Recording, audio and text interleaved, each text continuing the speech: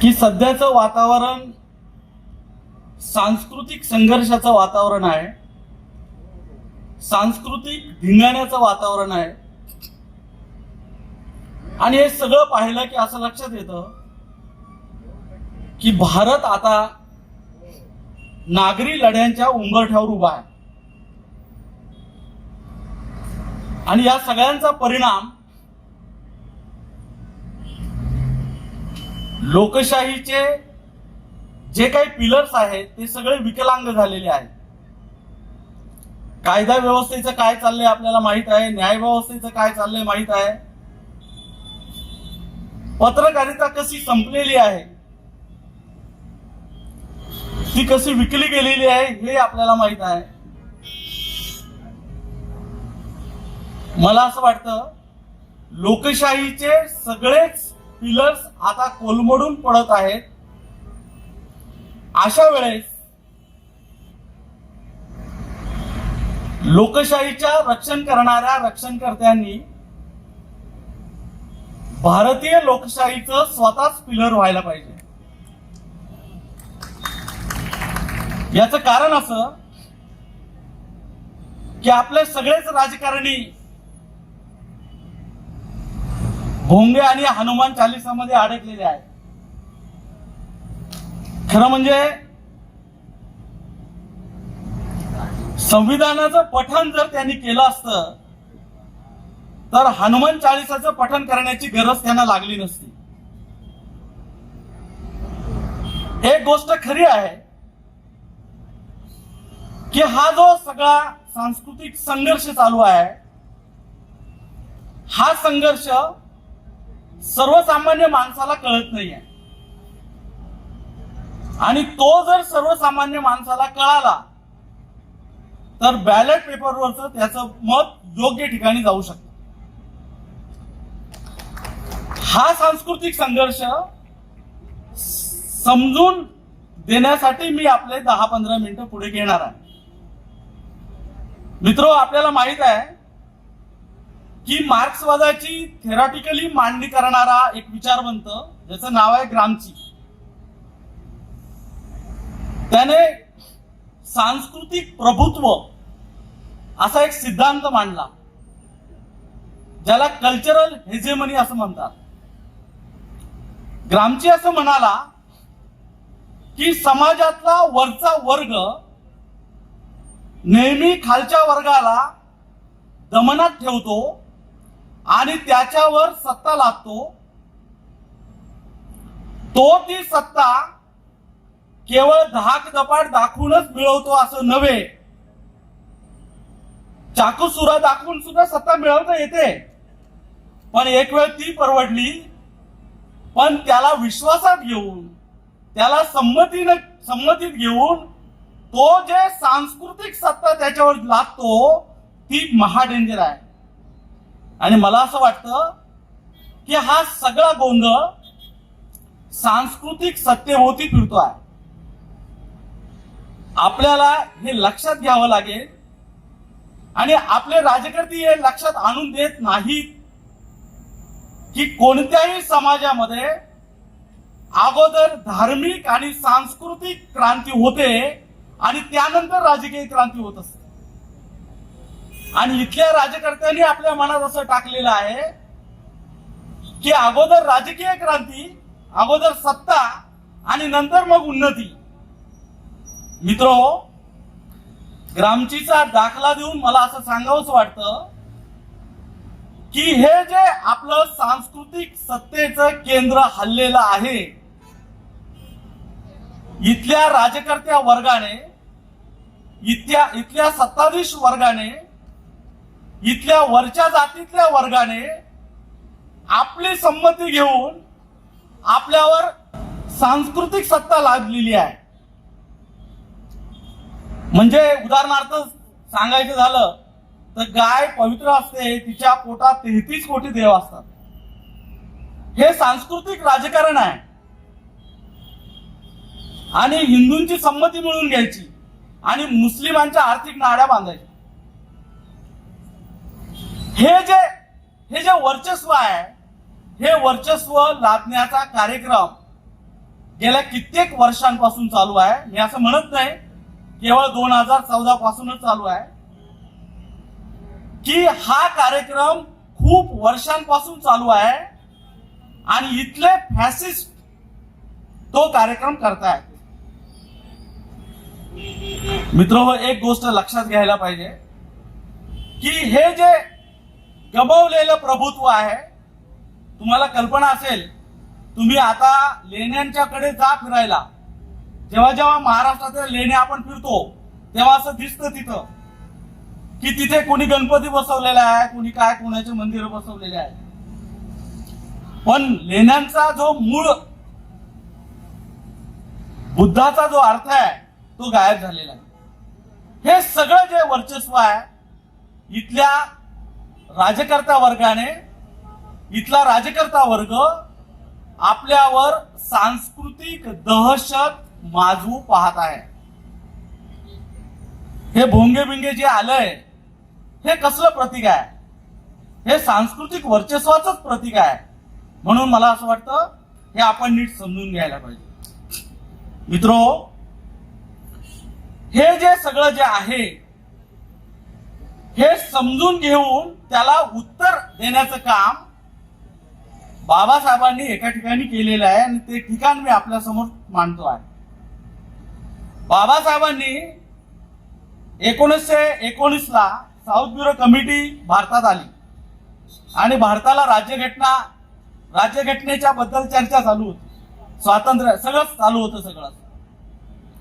आणि बाबासाहेबांचं त्या कमिटीच्या समोर भाषण झालं. तर बाबासाहेब म्हणाले की या देशामध्ये केवळ 5 धर्म नाहीत. बाबासाहेब म्हणाले 6 धर्म आहेत. तर बाबासाहेबांना वेडत काढलं. अहो असं कसं? हा 6वा धर्म काढला कुठून? बाबासाहेब म्हणाले, मी हे पुराव्यानिशी सिद्ध करून सांगतो की भारतामध्ये केवळ 5 धर्म नाही तर 6 आहेत. हा अधिकीचा एक धर्म कोणता ते बाबासाहेबांनी सांगितलं. आणि सचिन, मगाशी जे आपण बोलत होतो की दलित स्पृश्य आणि दलित अस्पृश्य या जातींना एकत्र कसं आणायचं त्याचं सूत्र बाबासाहेबांच्या या साक्षीमध्ये आहे. बाबासाहेब म्हणाले की या देशामध्ये हिंदू धर्म एक नसून 2 आहेत. बाबासाहेब कसे 2 आहेत? बाबासाहेब म्हणाले या देशातला आर्य परंपरेतून आलेला वैदिक परंपरा मानणारा ब्राह्मणांचा हिंदू धर्म हा एक हिंदू धर्म आहे आणि बहुजनांचा 18 पगड जातीत विभागलेला हिंदू धर्म हा दुसरा हिंदू धर्म आहे.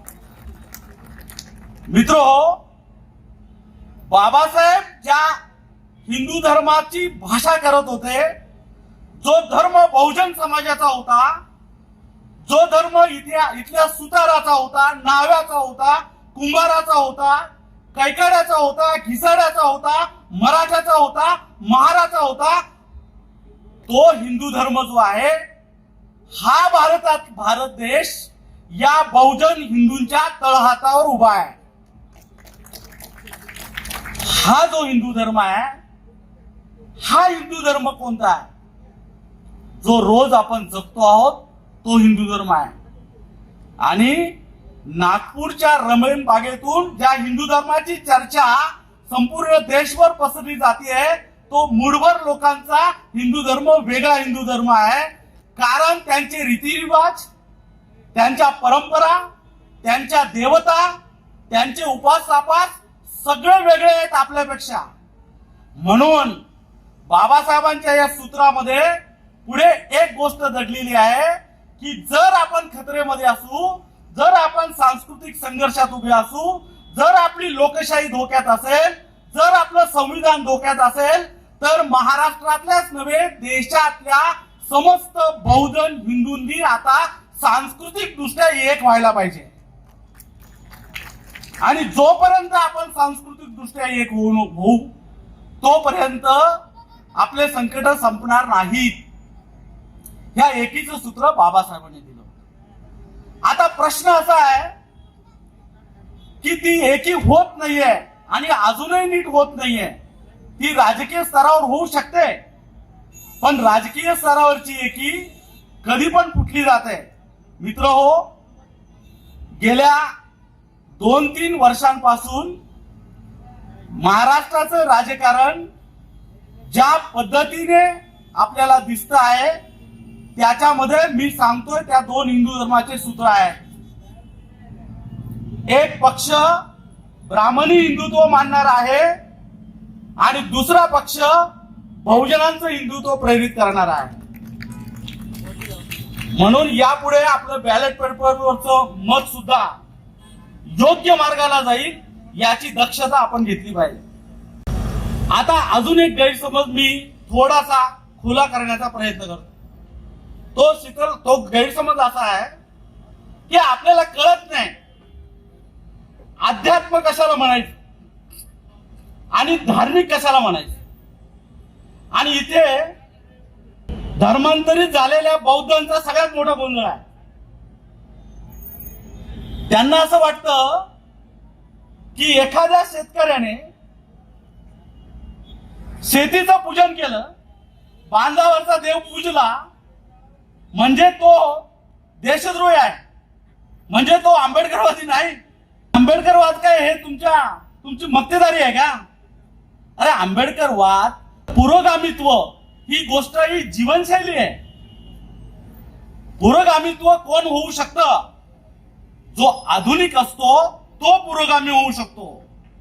आणि आधुनिक होण्यासाठी डिकास्ट व्हावं लागतं, जात सोडावी लागते, धर्म नाकारावे लागतात, विज्ञानाला स्वीकारावं लागतं आणि निसर्ग व्हावं लागतं. तोच पुरोगामी होतो. आणि या देशातला पहिला पुरोगामी तुकाराम महाराज होते, ज्याने म्हटलंय आणि आता मी बुद्ध झालो. या देशातला दुसरा पुरोगामी माणूस होता कबीर, ज्याने बुद्धाला अंगीकारलं होतं. बुद्ध होणं इतकी सोपी गोष्ट नाही. जातीचे फायदे तसेच ठेवून बुद्धिस्ट होता येत नाही.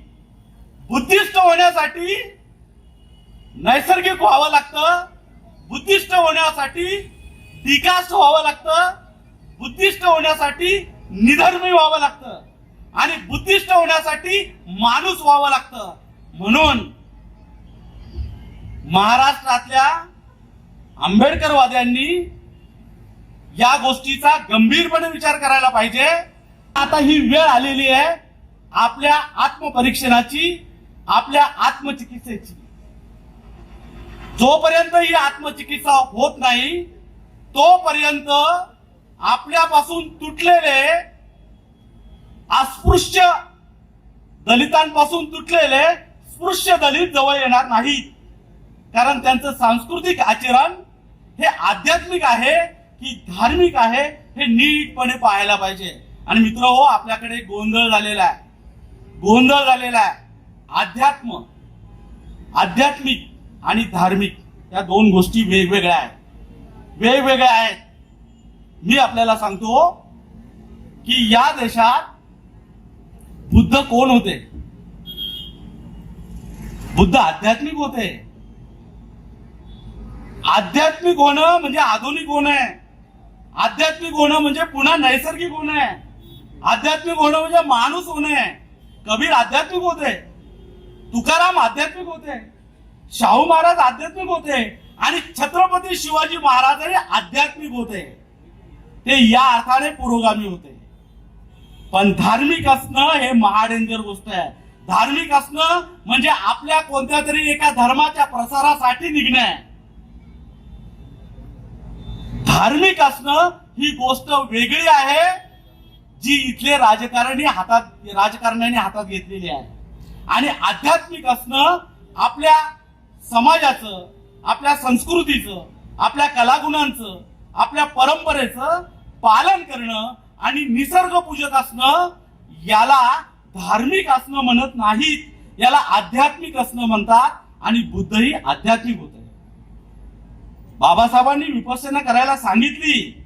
बाबासाहेब कोण होते?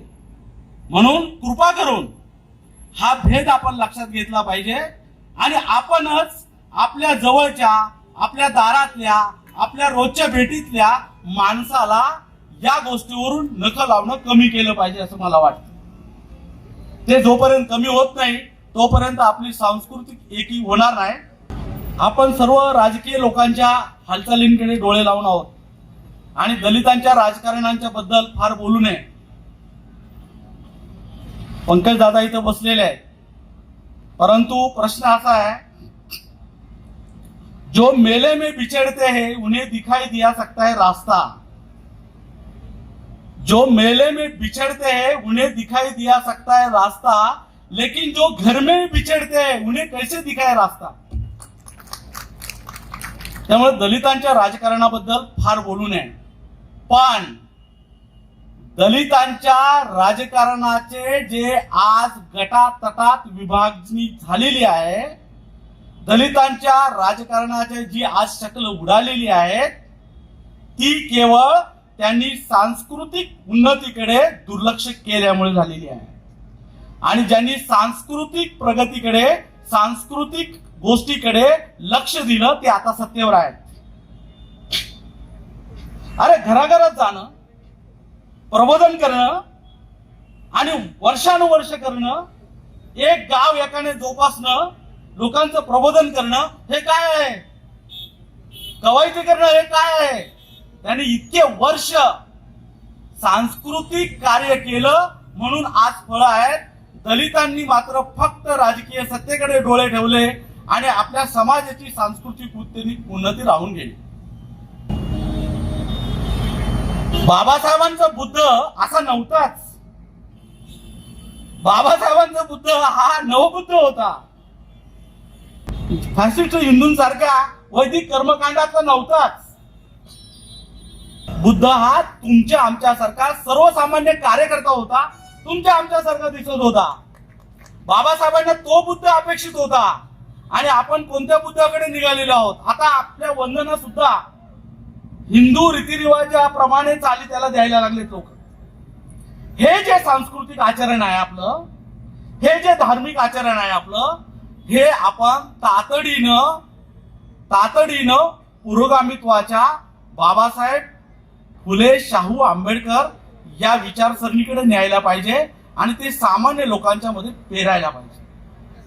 म्हणून मला असं वाटतं की शेवटी प्रश्न असा उरतो की या देशातल्या प्रागतिक चळवळींनी काय करायचं.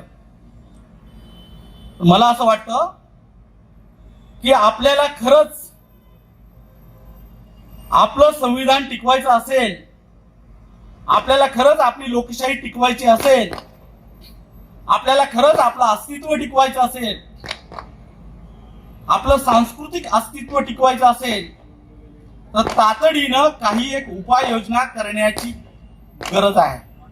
पहिली उपाययोजना म्हणजे महाराष्ट्रातल्या ज्या प्रागतिक चळवळी आहेत, विशेषतः दलित चळवळ, आंबेडकरवादी चळवळ, कम्युनिस्टांची चळवळ, समाजवाद्यांची चळवळ, आदिवासींची चळवळ, मुस्लिमांची चळवळ, या तातडीने सांस्कृतिक दृष्ट्या एक होण्याची गरज आहे. आणि त्या एक झाल्या नाही तर आपले शक्ल उडत राहणार आहे. आता प्रश्न जागतिकीकरणाने बदलून टाकलेले आहेत. जातीचे प्रश्न, धर्माचे प्रश्न हे राजकारणी टोकदार करतायत, पण मुळात ते प्रश्न नाहीत. आता वर्गीय प्रश्न आपल्या समोर आलेले आहेत, आर्थिक प्रश्न आपल्या समोर आलेले आहेत, ग्लोबलायझेशन आपल्या समोर आलेले आहे. आपल्या लढाई आर्थिक आहे, म्हणून आपल्या लढाया आता वर्गीय करण्याची गरज आहे. त्या केवळ आपण भावनिक करतोय. आपल्या लढाया जोपर्यंत वर्गीय होत नाही, आर्थिक प्रश्नांवर खेळत नाही, आपल्या लढाया जोपर्यंत आपल्या आर्थिक उन्नतीच्या दृष्टीने जात नाही, तोपर्यंत आपली सामाजिक आणि सांस्कृतिक उन्नतीची दिशा आपल्याला स्पष्ट करता येणार नाही. रावसाहेबांनी एक उपाय सांगितलेला आहे, तो उपाय आपल्या समोर ठेवतो. फक्त तो उपाय असा आहे की जिथे जिथे प्रश्न आर्थिक असेल तिथे तिथे कम्युनिस्टांनी त्या चळवळीचं नेतृत्व करावं आणि इतरांनी त्यांना मदत करून तो प्रश्न सोडवावा. जिथे जिथे प्रश्न जातीय असेल, सामाजिक असेल, तिथे आंबेडकरवाद्यांनी नेतृत्व करावं आणि इतरांनी तो सोडवावा. या पद्धतीचं जे कॉम्बिनेशन आहे ते करण्याची आजची गरज आहे. पण दुर्दैवानं आपण सगळेच आणि आपल्याला अत्यंतावर जो भारत उभा आहे, आपण जे हिंदू आहोत आणि आपण जे कष्टकरी आहोत, त्या श्रमावर हा भारत उभा आहे. आणि हा भारत बहुजन हिंदूंच्याच हातावर जर उभा असेल तर जे हिंदुत्वाचा नारा लगावतात आर्य परंपरेतून आलेले आहेत बाहेरून. म्हणून मित्रहो, हिंदुत्वाची आणि हिंदूची खऱ्या अर्थाने चिकित्सा व्याख्या करण्याची आज गरज आहे. बऱ्याच जणांना असं वाटतं की जे टीव्हीवर जे हिंदुत्वाचे नारे दिले जातात ते म्हणजे हिंदू आहे. ते नाही. हिंदू ही गोष्ट वेगळी आहे आणि हिंदुत्व ही गोष्ट वेगळी आहे. महापुरुषांच्या बद्दल बोलायला आपण पण कृतीत आणत नाही. आणि आपल्या सगळ्यांचं असं झालं त्या गालिबच्या शेरप्रमाणे, जिंदगी भर एक ही गलती कर रहा था मैं गालिब, जिंदगी भर एक ही गलती कर रहा था मैं गालिब, धूल चेहरे पे थी और आईना साफ कर रहा था मैं गालिब. हा पण भलतच काहीतरी करत होतो. म्हणून मला असं वाटतं की जर संविधानाला वाचवायचं असेल, संविधानाचा ढाचा तसाच ठेवायचा असेल, संविधानाला कुणाला हात लावू द्यायचा नसेल आणि बाबासाहेबांनी ज्या पद्धतीनं संविधान आपल्याला पेश केलेलं आहे आणि ही लोकशाही टिकवलेली आहे ती तशीच टिकवायची असेल तर आपल्याला काही उपाययोजना नक्कीच कराव्या लागणार आहे. पहिली उपाययोजना, आपली शिक्षण व्यवस्था पोखरलेली आहे. संविधानाचा प्रचार आणि प्रसार करण्याचं टूल म्हणून शिक्षण व्यवस्थेने काम करायला पाहिजे होतं, ते त्यांनी केलं नाही. माझं सांगावं असं आहे, जर कोणी शिक्षक मित्र असतील आणि विद्यार्थी असतील तर कृपा करून आपल्या आचरणातून संविधानाची जागृती जेवढी करता येईल तेवढी करा. पानसरे सांगायचे की शत्रूवर हल्ला करताना सगळ्यांनी एकत्र येऊन हल्ला करण्याची गरज नाहीये. आपण जिथे आहोत तिथून सुट्या सुट्या पद्धतीने आणि आपापल्या ताकदीने हल्ला केला पाहिजे. आणि एकाच शत्रूवर अनेकांचा हल्ला झाला की शत्रू मरणार आहे. आपण शिक्षक असू, आपण डॉक्टर असू, आपण शेतकरी असू, आपण कलावंत असू, आपण कोणी असो, आपल्या आपल्या रोजच्या कृतीतून आपल्याला संविधानमूलक आणि लोकशाहीमूलक काम करायचं आहे, एवढंच लक्षात घ्या. मित्रहो, या टीव्हीवरच्या चर्चा आणि बाकीच्या सगळ्या गोष्टी ज्या आहेत त्याकडे लक्ष देऊ नका. कारण त्याकडे जर लक्ष दिलं तर आपला भला मोठा गोंधळ होऊ शकतो, मला असं वाटतं. आणि प्रत्येकाने आता सांस्कृतिक भूमिका आणि राजकीय भूमिका आणि कलावंत म्हणून कलेच्या भूमिका यापासून वेगळं राहू शकत नाही. कोणत्याही कलावंताला, कोणत्याही लेखकाला, कोणत्याही माणसाला त्याला आता त्याची स्वतःची पॉलिटिकल भूमिका घ्यावी लागणार आहे. आणि जो राजकीय भूमिकेपासून पळतो तो आपल्या उपयोगाचा नाही. म्हणून आपण कोणी असो, आपली स्वतःची एक राजकीय भूमिका असायला पाहिजे आणि ती बेधडक असायला पाहिजे. की आपण उजवा आहोत की डावा आहोत, ह्या दोन गोष्टी महत्वाच्या आहेत. मला उजव्यांबद्दल तर आदर वाटतोच, पण डाव्यांबद्दलही आदर वाटतो, कारण ते त्यांच्या भूमिकेवर ठाम आहेत. पण सोयीने उजवा आणि सोयीने डावा या लोकांनी मात्र आपल्या व्यवस्थेचं वाटोळ केलेलं आहे. तुम्ही एकतर उजवा असू शकता किंवा डावा असू शकता, मध्ये असू शकत नाही. म्हणून आता आपली सांस्कृतिक राजकीय भूमिका निश्चित करण्याची ही वेळ आलेली आहे. ती जोपर्यंत सर्वसामान्य माणूस घेत नाही, ते आपलं स्वतःचं पॉलिटिक्स असलं पाहिजे. आणि म्हणून मला असं वाटतं की आता आपण जागे राहण्याची गरज आहे, आवाज उठवण्याची गरज आहे, बोलण्याची गरज आहे, अभिव्यक्त होण्याची गरज आहे. ही दोन कलावंत मंडळी पायाला चाकं लावून बाबासाहेबांचं, अण्णाभाऊंचं नाव घेत उभ्या महाराष्ट्राला जागे करत आहेत. सगळ्या कलेलाच एक नवा सांस्कृतिक चेहरा देऊ पाहत आहे. मला वाटतं या दोघांनी एकूणच आपल्या कलेचं सौंदर्यशास्त्रच बदलण्याचा कार्यक्रम हाती घेतलेला आहे. हे बहुजनांचं सौंदर्यशास्त्र जन्माला घालत आहे. हे आपलं सौंदर्यशास्त्र. हे किती दिवस त्या सगळ्या ब्राह्मणी मूल्यांमध्ये आपण चाललेलो आहोत. हे एक नवं आंबेडकरी तत्वज्ञान, एक नवं आंबेडकरी सौंदर्यशास्त्र, एक नवं बहुजनांचं सौंदर्यशास्त्र ते त्यांच्या कलेतनं उभे करतायत. आणि म्हणून उद्याची कला ही यांनी निर्माण केलेल्या बहुजनांच्या सौंदर्यशास्त्रीय जाणीवेतून उभी राहणार आहे. म्हणून त्यांच्या दोघांसाठी, शीतलसाठी आणि सचिनसाठी जोरदार टाळ्या वाजवा. त्यांच्या आवाजात आपण सामील व्हायला पाहिजे. कारण आपण जिवंत राहूनही मेल्यासारखं वागतो बरेचदा. आणि वेद प्रकाशच्या 2च ओळी सांगतो, मी थांबतो. तेवढ्याच 2 ओळी लक्षात ठेवा. म्हणजे प्रश्न याचा नाहीये, मी जे बोलत होतो त्याचा सारांश हा होता कि सवाल शीशा टूटा इसका नहीं है. सवाल शीशा टूटा इसका नहीं है. सवाल आहे पत्थर कहां से आया. हे मला तुम्हाला सांगायचं होतं सांस्कृतिक राजकारण. आणि वेद प्रकाशच्या 2 ओळी अशा आहे, त्या आपण लक्षात ठेवा. जर आपण आवाज केला नाही तर आपलं काय होईल. मरने के बाद आदमी कुछ नहीं बोलता. मरने के बाद आदमी कुछ नहीं बोलता. मरने के बाद आदमी कुछ नहीं सोचता. लेकिन और कुछ नहीं बोलने से और कुछ नहीं सोचने से आदमी मर जाता है. धन्यवाद.